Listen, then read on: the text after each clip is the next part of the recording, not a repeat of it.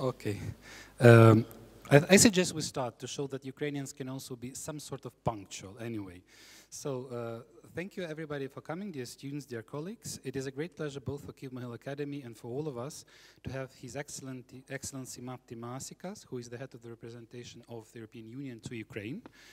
I'm really glad that we could organize this event. And before we start, I have to say a lot of flattering words, maybe to you and also to your teams and to your colleagues. Thank you very much to the European Union mission to Kyiv. They were very good and still are very good in organizing, contacting, and doing all this thing. And we at Kyiv-Mohyla community, those of us who are in Kyiv, in Ukraine, are really flattered and glad to have this opportunity. So, Your Excellency, thank you very much for coming.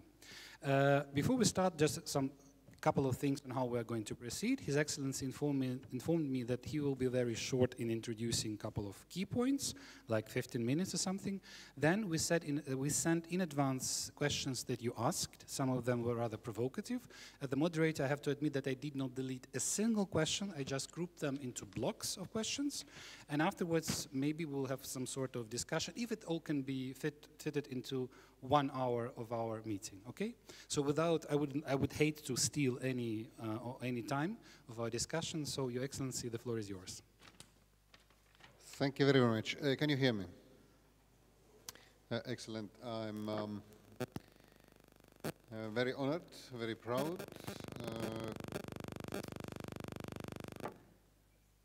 by this invitation to speak to you, to one of the finest universities in this country, with long traditions, and now also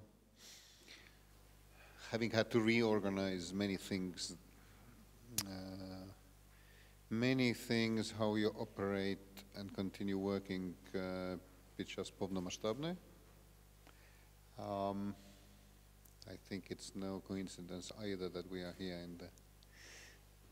in the basement. I looked at the questions that you had pre-sent me, and do not hesitate to ask more in the course. I have until 3 o'clock exactly, so we should have ample time for further questions as well. But first on which was also the underlying tone of most of your questions. Where do we stand right now, Ukraine and the EU? And I will not list all the assistance, all the help that the EU is giving now, has given since February last year. But I will focus on the most important, and that is politically, and that is the enlargement track. 23rd of February last year, there were not many people in the EU, in Brussels or in national capitals, who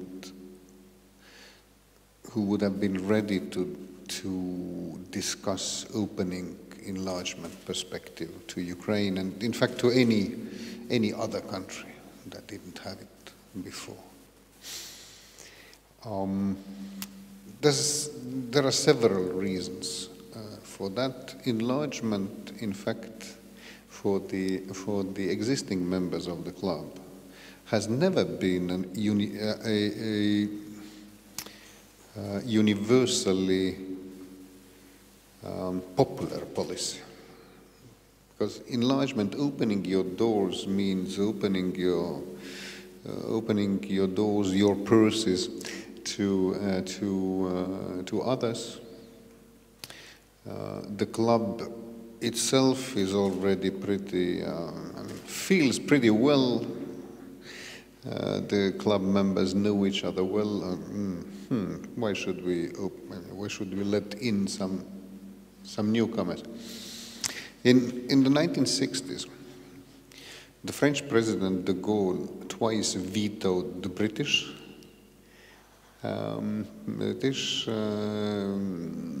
wish to join the EU.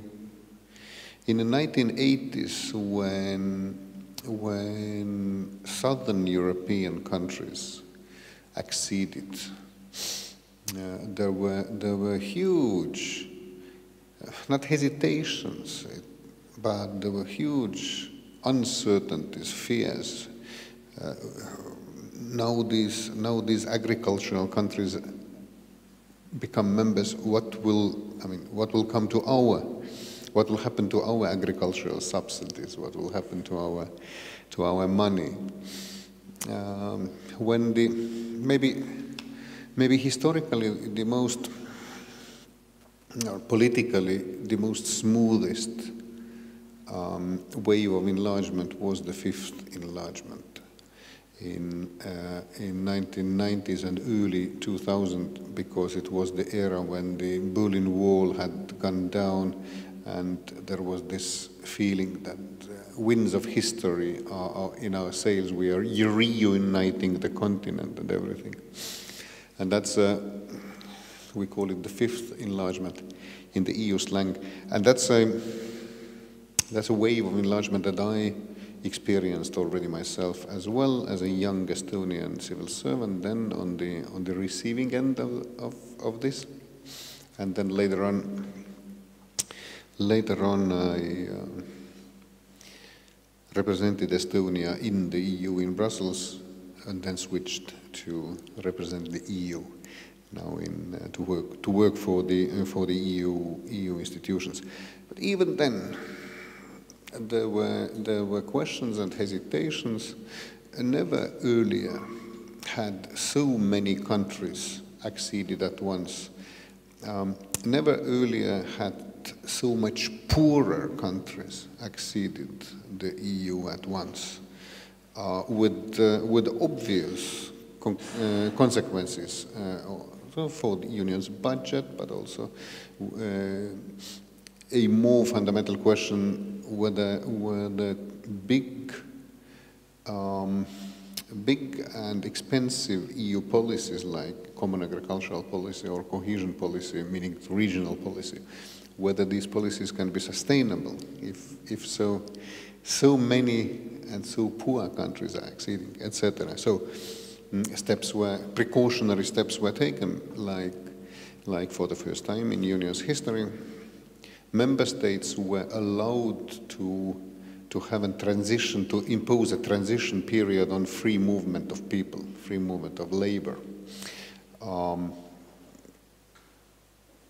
Finland, where I at that time served as Estonia's ambassador, Finland had been very, very sympathetic towards Estonia's accession. Of course, it's clearly in any country's interest if your neighboring country becomes so much more secure and so much more stable and prosperous with this membership.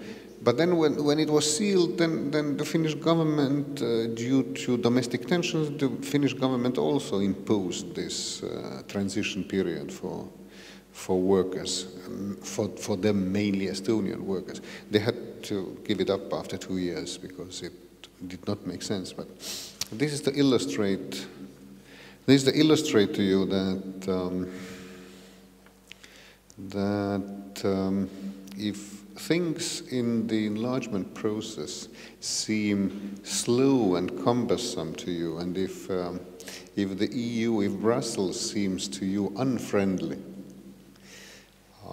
there's an awful lot of reasons for that that have nothing to do with Ukraine.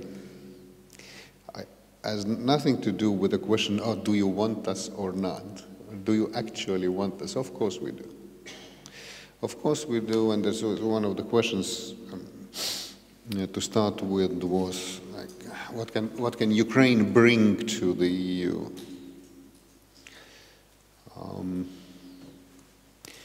Ukraine has redynamized the EU in several senses already. Russia's war against Ukraine brought full-scale war back to Europe. and the European Union has risen to the occasion. The European Union has had to change several things, several working patterns, methods that formerly were not there, like giving lethal weapons from the EU, actually from the EU funds, the European Peace Facility, providing lethal weapons. The EU was always thought to be a peace project. Now the EU is helping to arm a neighboring country. The EU has had to start thinking geopolitically. And thinking geopolitically in this sense means choosing sides. It has always been so hard for the EU to choose sides. It's because the EU was more of an economic and trade entity, and then, of course, this obligation to uphold peace in Europe, it was always so strong. So as soon as a military conflict broke out anywhere, it was always the first instinct was to say, there is no military solution. All sides need to cease fire, and all sides need to do steps, and all sides need to come to the negotiating table. This is gone now. What Russia did and is doing is so grave. The breach of international law, the war crimes, the declared attempts to wipe the whole nation of Ukraine with its culture off the world map. It's so serious, it's so grave that the EU has started working quite in a different way. So if you ask what Ukraine can do for the EU, you are doing it already. You have re-energized or energized several things.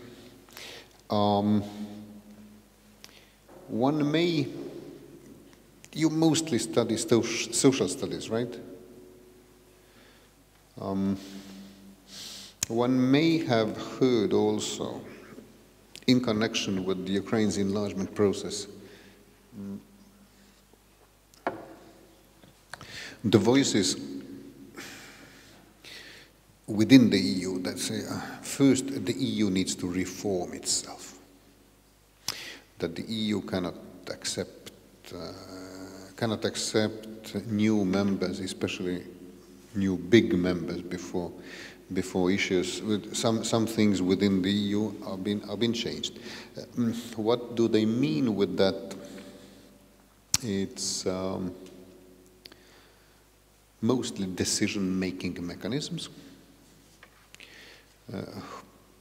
First, who has, because decision-making among the member states takes place according to a certain formula. Each member state has a certain number of votes. So this is one issue. And the second issue is with every enlargement, it has been the question, if we have so many members now, can we afford unanimous or unanimity rule? Because it's so hard to bring now 27. In the coming years, maybe 30 plus. It's so hard to bring so many countries to agree on one thing. And of course, if one says before taking new members, the EU must reform itself, it's also on some EU policies and financing of these EU policies. It's no secret to you, 60% or 2/3 of the EU budget still go to these two big policies, common agricultural policy and regional policy. And then, of course, Ukraine's size, the strength of Ukraine's agricultural sector, and, of course, Ukraine's still low income, GDP levels, logically make people pose these questions. My advice to the Ukrainians, and especially the Ukrainian political leadership, has always been, I mean, don't you care about these discussions at all? That's for the existing members of the club. There were always, as I laid out earlier, there were always questions with each and every enlargement wave. And focus on the current homework that needs to be done in order to start accession negotiations, and then when you get closer to the EU, you'd be much better positioned to take part in these discussions. And also, you may see that not all those discussions are that serious or will bring so tangible results. The issue of unanimous voting as opposed to qualified majority voting within the EU is a particularly significant one. Almost all policies now, almost all decisions are being taken in the EU by qualified majority among member states. Only foreign policy, taxation policy, were the others where unanimity is needed. The long-term budget has to be, 7-year budget is to be decided by unanimity. At the same time, in the intra-EU discussions, you always you try first to achieve consensus.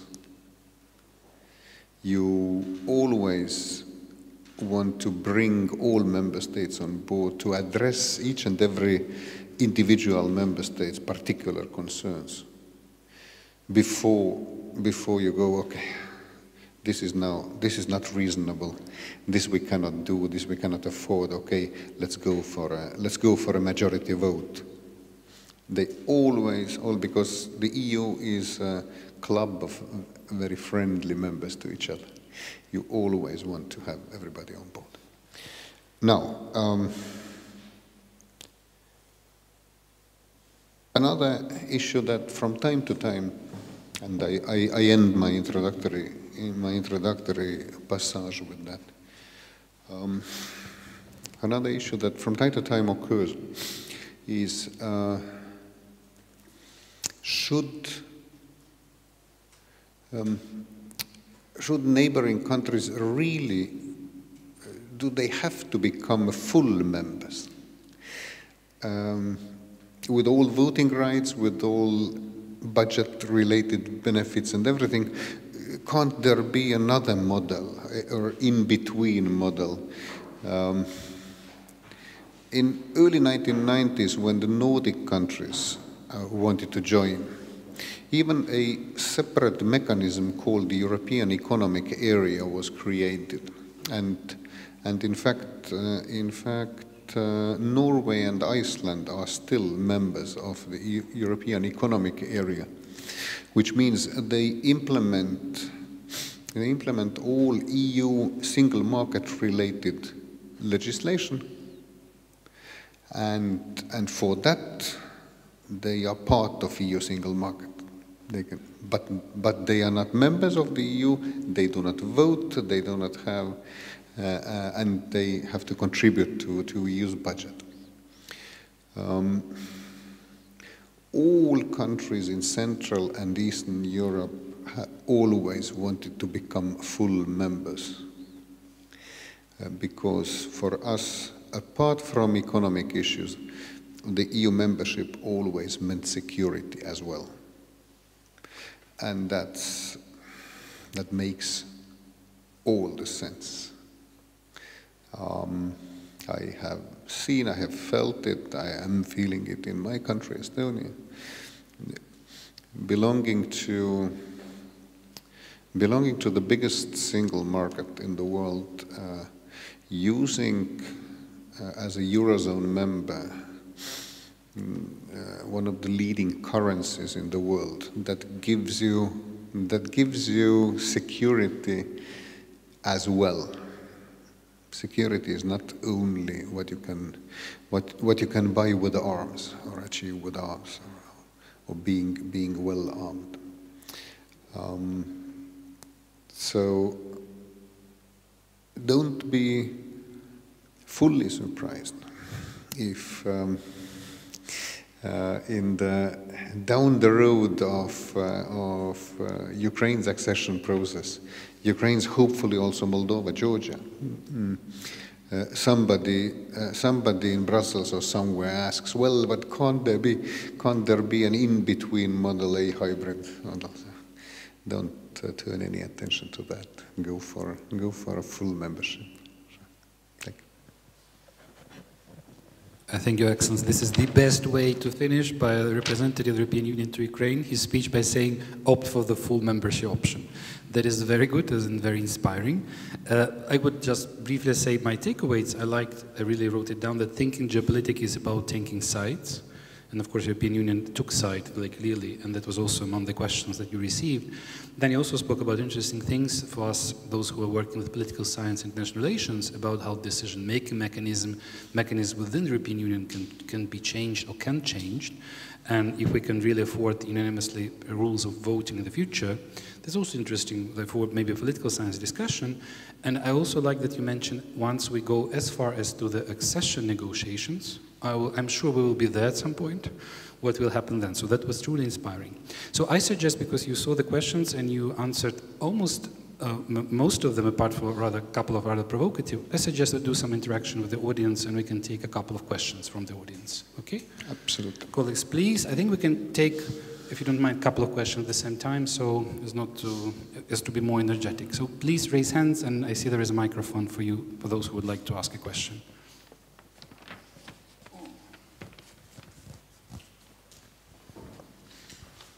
Good afternoon, Valeria Pashko from the International Relations.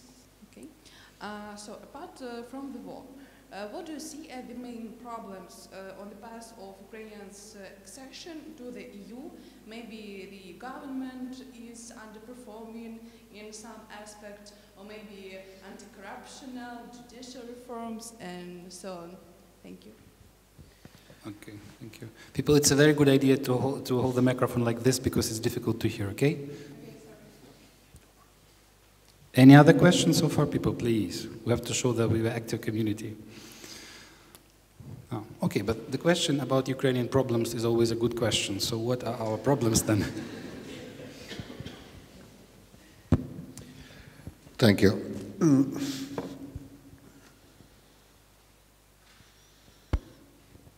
Administration. I mean, if I think of the experiences of the enlargement waves in Central Eastern Europe and also, if I think of of Ukraine's situation at the moment,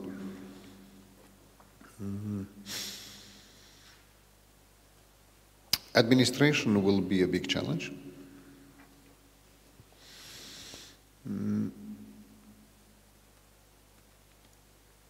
Ukraine is so big, you know better than me. And some things are easier to do in a small country.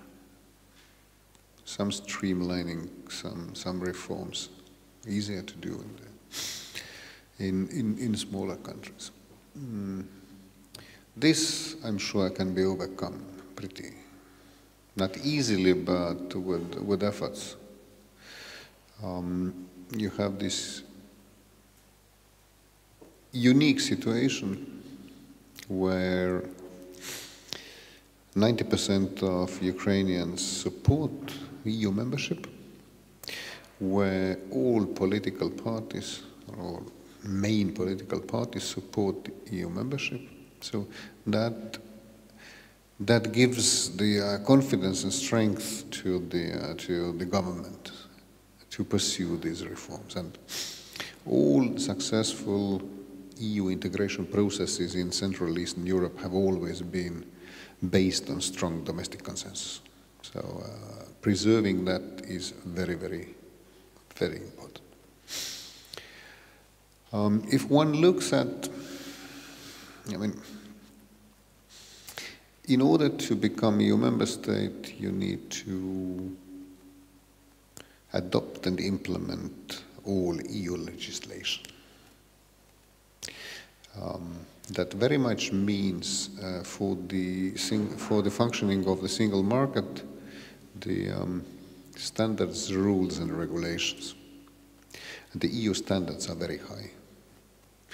EU consumers are wealthy and very demanding. And there cannot be shortcuts there. Because the single market cannot function if in one part of the market not all rules, standards and regulations are being followed. Takes awful lot of regulatory work, but also takes awful lot of technical work to follow these standards. And again, a pretty universal experience from Central Eastern Europe is that environmental standards are very costly. Of course, and those wealthy, demanding EU citizens, they want to have the highest environmental standards in the world. And this, to implement them for countries whose economies are not that developed as, say, the economies of France and Germany and the Western European countries, it is a bit forced. I mean, normally, that we felt as well, normally by normal evolution, our economies were far away from these standards, but needed to do that. Then, of course, the upside of it is that it will be compensated, or it was compensated by the money transfers from Brussels. So these are, I mean, leaving aside the current situation, the way that the Ukrainian administration functions under a full-scale war is mind-blowingly commendable. Fantastic, absolutely fantastic. But when the negotiations will start, and these negotiations on the Ukrainian side will mean exactly adoption and implementation and reporting of that, of the EU, all the EU law, it will be very challenging. Okay. Thank you for the flattering words about our administration, how the state functions. I see we have now 4 questions. Wonderful. Good evening. My name is Solomia Kucherenko. I'm a student of 4th year of Faculty of Law, and my question is more about the European Union. What do you think is the most, is the best way to reform EU in consideration with countries like Hungary? As we know, there are many problems with their policies, even from last news that we heard last week that even though they ratified the Rome Statute, they are not willing, for example, to arrest Vladimir Putin. Thank you. We can take a couple of questions then, yes? So.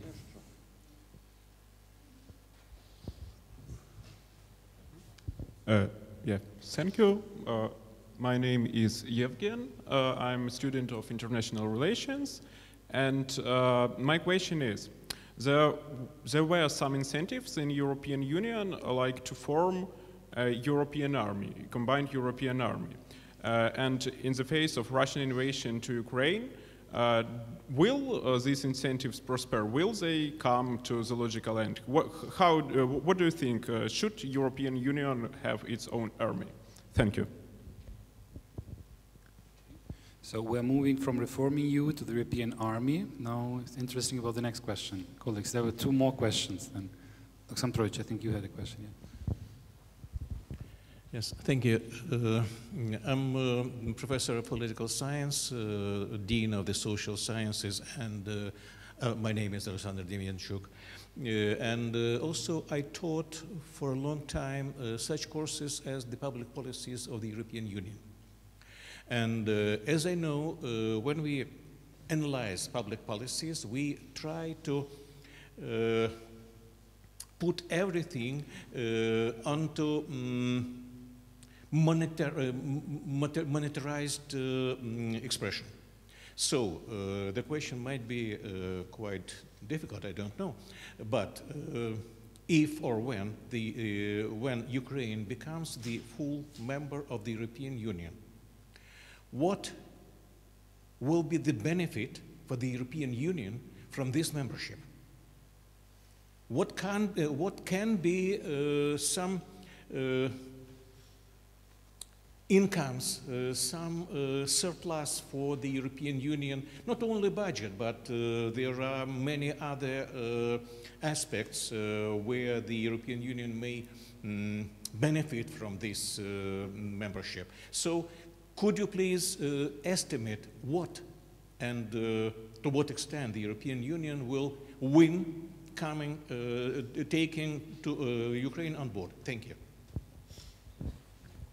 And I think there was the last fourth question, if we can do one more. No? Somebody had a question? Yeah.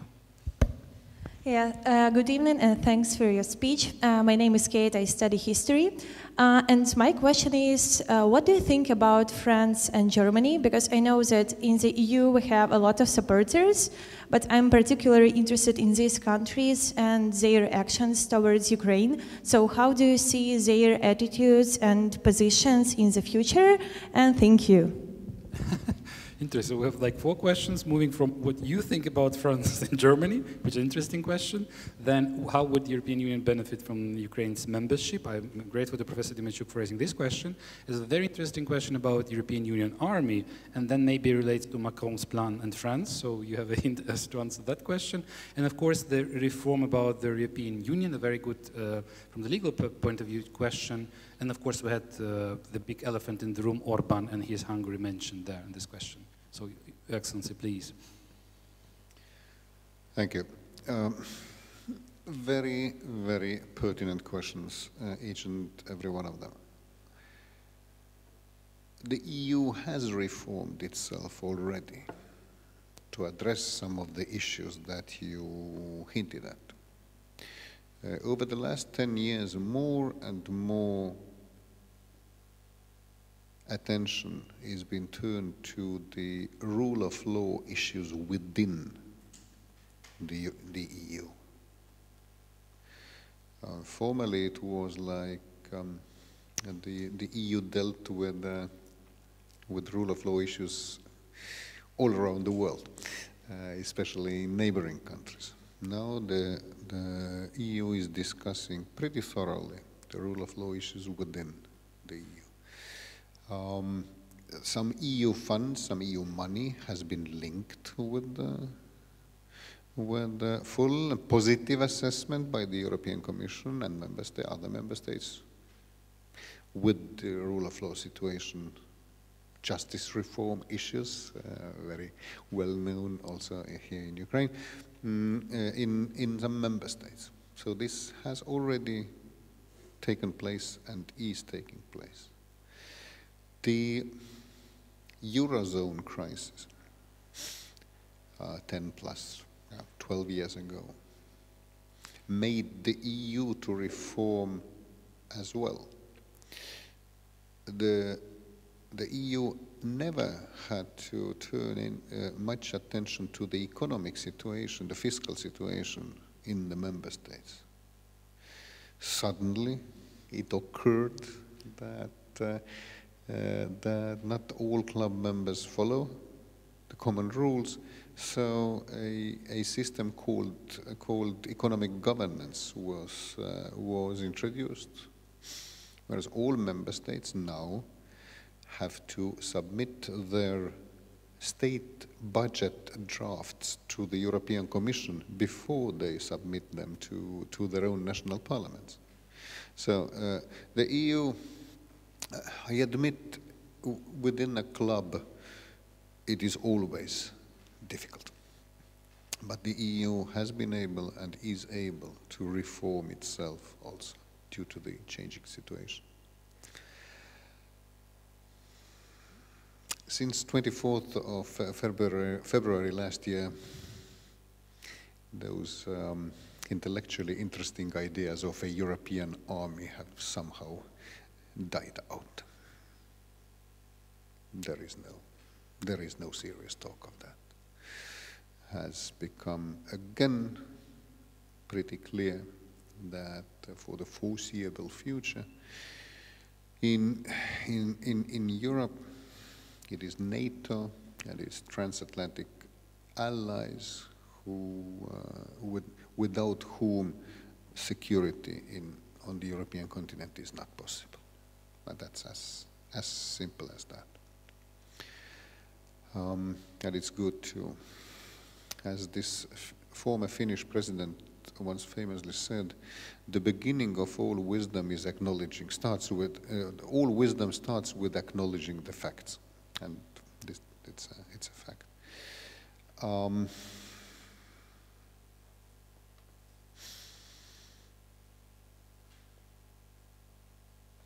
A huge part of Ukraine, of Europe, would become stable and prosperous with Ukraine's accession. So that is the main benefit for the EU, as simple as that. For the same reason, it was so beneficial for existing member states, say Germany, that Poland acceded. Their big neighbor became stable, much more predictable, and much more prosperous. Even if it costs Germany an awful lot of money, the benefit is much, much bigger. You were asking in monetary terms. In foreign policy terms, that's what you most strive for in your international relations, and especially with neighbors. You want your neighbors to be as similar to you as possible, because similarity brings predictability. And having a big neighboring country becoming fully like us, fully predictable, stable, prosperous, there are all the benefits. France and Germany, right. It is, I once saw I think it was published as well. As once, I think, it was the guidelines, sophisticated guidelines for a diplomatic service for a member state that acceded later, that was not among the 6 first ones. And it was like how to act in the EU, how to participate in discussions in Brussels and everything. And there was one piece of advice. Don't forget that in the end, the EU is a Franco-German affair. And it's really, it has to be said, it's where the EU started. The EU started with making sure that France and Germany, that had free wars during the previous 70 years, would never go to war again. France and Germany are the biggest member states, very wealthy. Also having particular roles globally. France being the permanent member of the UN Security Council, Germany being an absolute world leader in trade, and it's still, to put it into terms of an actual practitioner of these things, so actual practitioner of diplomacy, it no longer is sufficient. Formally, it may have been that France and Germany, Paris and Berlin agree on something, and then the rest will follow. Then the decision is taken. Not that way anymore. But if France and Germany are not on board, both, it's very hard to see an EU decision coming into force or being taken. France and Germany do realize their historic role and responsibility. It has to be said. Sometimes, if you represent a smaller country in Brussels, sometimes you wish that they would agree on more issues, or they would agree or they would agree easier and quicker way than they do. But the sense of responsibility is strongly there. But issues like you may have read that currently one of the EU's flagship policies, which we all believe is sincerely necessary and right, the green transition.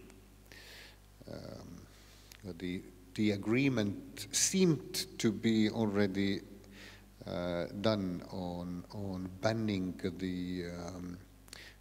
the internal combustion motors, engines. Suddenly Germany starts hesitating. France is passionately for the ban. Now Germany may not be fully. There are big issues where these two countries do not see eye to eye as well. So, thank you. We still have some time for questions, like 15 minutes. Do we have anything from the audience? Yeah, there is a question. Thank you.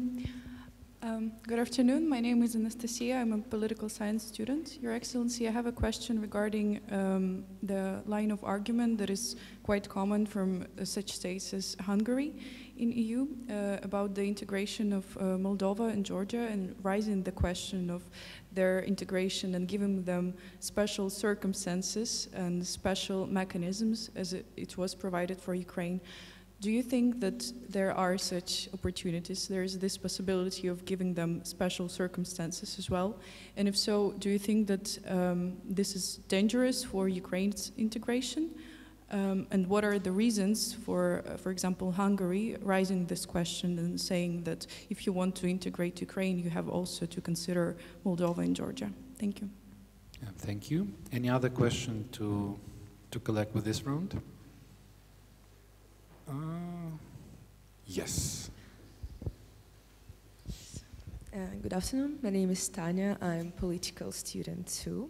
And my question is more ideological than political, like real politics. And you mentioned in your speech a thing that I truly agree with, is that Eastern Europe and we, Ukrainian, we want to be integrated in the EU, like, because it's our ideological thoughts. It's very essential for us to be with Europe, not with Russia.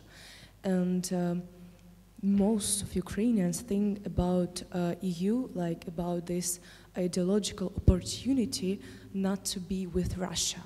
And what do you think about these hopes, and will be Ukrainians or won't be Ukrainians frustrated when we will be with EU in the future, and then we will not find something like integrity or this European identity or something like this. So what do you think about these hopes, and will we be frustrated about it? Thank you. Thank you. Any other question? Yes, the third one there. Oh, fourth and third one, yeah.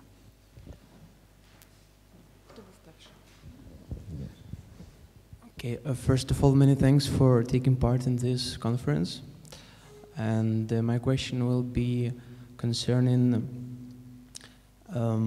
as we already mentioned, the Marshall Plan, and there were a lot of talks about how we should use the money that EU and other countries will contribute to us.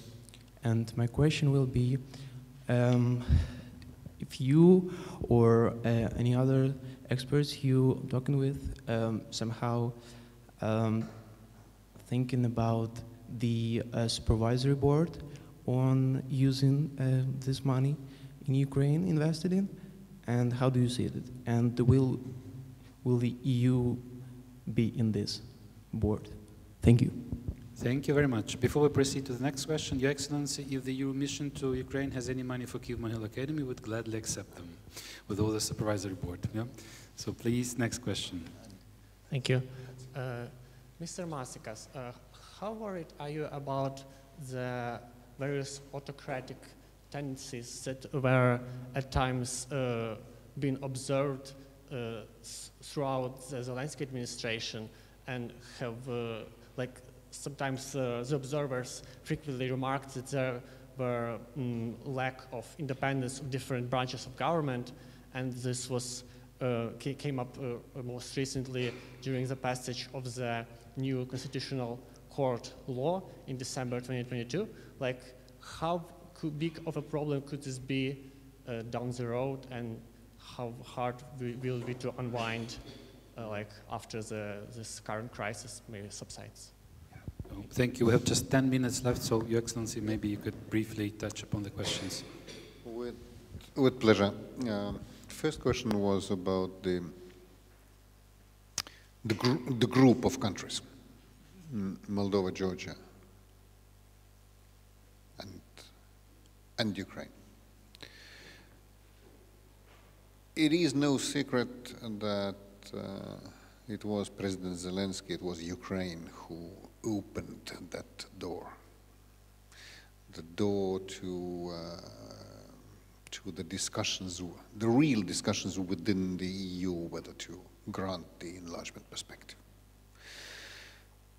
We all remember these dramatic circumstances where he signed the application to join on the 5th day of the war, and the EU rose to the challenge, rose to the occasion. Moldova and Georgia were the other two countries in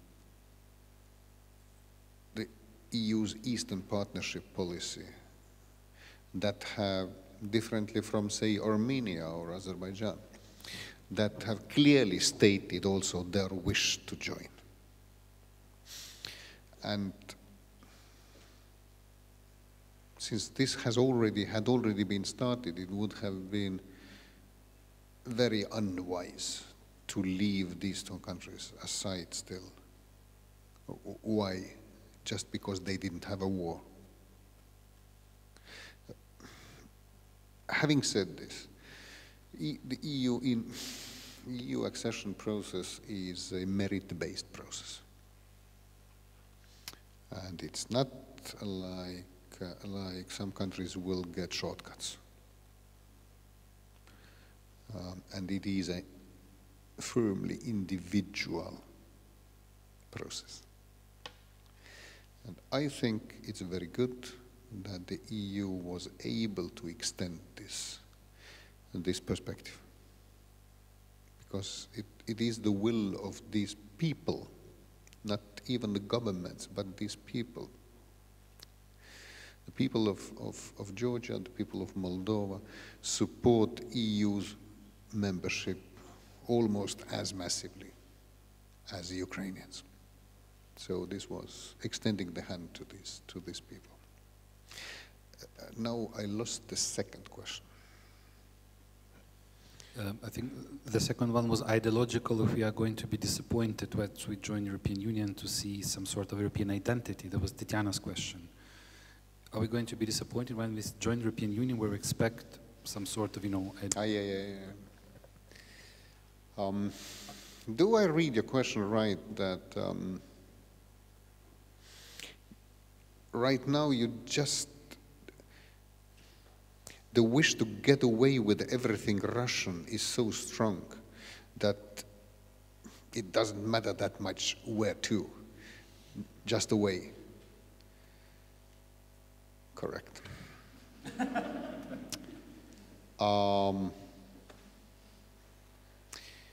In very many languages, Indo-European languages that I know, the word independence is defined via a negation. Independence, unabhängigkeit, незалежность. It's to be independent from somebody, from something. Belonging to a nation that had to fight free from the Russian Empire, I fully see this. And there's nothing wrong with that. And in fact, us Estonians, it helped pretty much at the beginning of 1990s. Wanted to do everything 180 degrees the opposite way than we had been doing in the Soviet times. We knew exactly that we don't want anything to do with Russia, with the old ways, with the Soviet institutions. It didn't work out that badly for us, and will not work out badly for you either.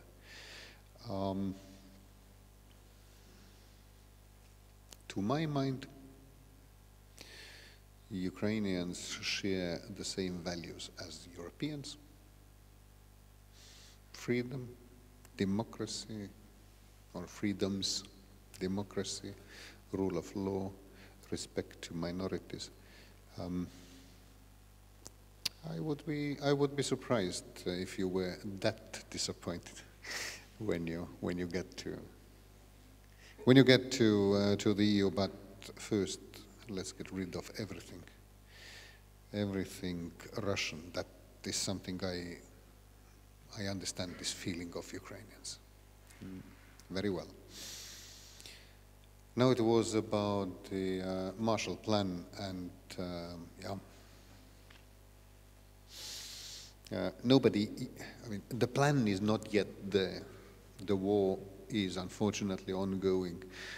And I think it's fair to say that nobody has an experience of such a massive reconstruction exercise that should bring hundreds of billions from different sources, where the Ukrainian participation, Ukrainian buy-in, if you will, must be ensured, and all that. What is being done is that already last July in Lugano at the Ukraine Reform Conference, the basic principles were adopted, including by Ukraine. Basic principles like transparency, like building back greener, like inclusiveness, all those things, and a donor coordination platform, a forum for the donors to exchange information and coordinate with Ukrainian participation has been agreed or established. It's not a fund, at least not yet, but a forum to exchange information and to coordinate is there. If you ask me at this stage, what would be, to my mind,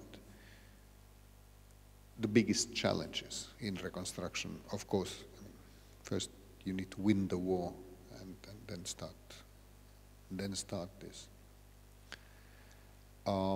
First is how to eliminate all risks of corruption.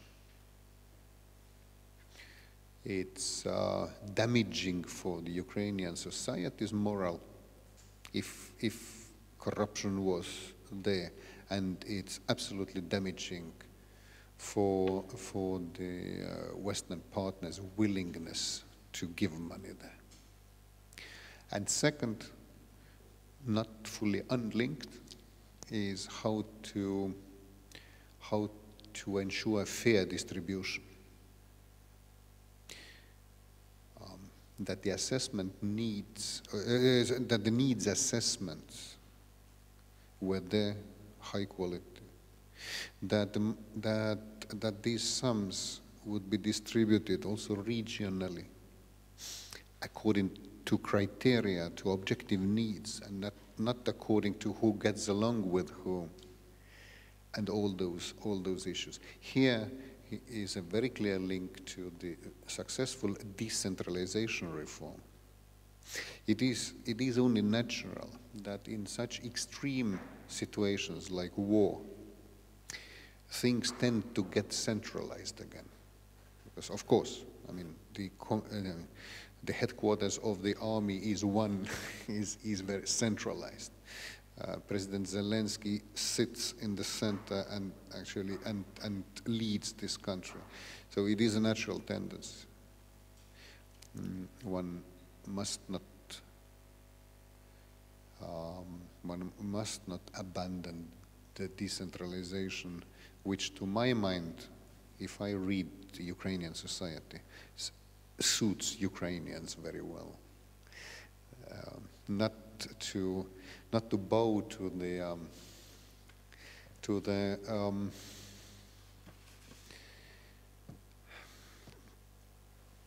palaces somewhere in the central capital, but to actually to keep things in their own hands where the community lives, and community must manage itself. These, if you ask me, were the challenges.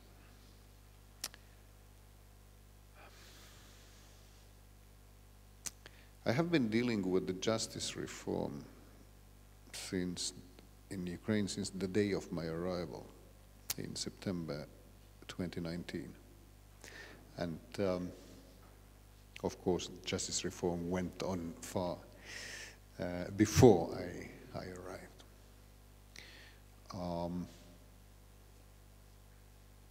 It's never easy. None of the steps that has been taken was easy. All those new bodies, all those selection committees, all those painful discussions, that who should have how many votes in the selection committee, how can we eliminate those who are not dobrochestность, who are not ethical there, and all those issues. Because not everybody in Ukraine wants an uncorrupt court system. That's clear. That's absolutely clear. The key here is, unfortunately, I must say, it is much easier to adopt these laws And even to set up these bodies like the reformed High Council of Justice. It is being reformed. More than half of members are new, selected with the international participation. These are still the easy parts. The most crucial thing that takes time is that people start to trust these institutions. And not only people in terms of citizens, voters, but also that the political leadership starts to trust these institutions. All state institutions, in fact. As